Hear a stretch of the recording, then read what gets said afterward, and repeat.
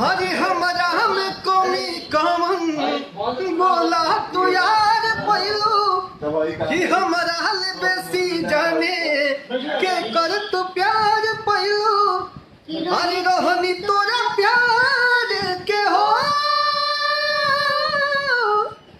हरी रहनी तोरा प्यार के रोगिया रे बन गई जोगिया रे बन गई जोगिया रे बन गई जोगिया रे बन गई जोगिया रे।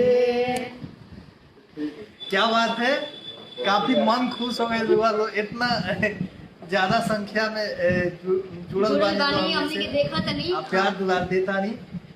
ऐसा ही हमनी के गीत के भी एक और गाना बात करी, हमनी के गाना सुने और बहुत ज्यादा प्यार दुलार दी।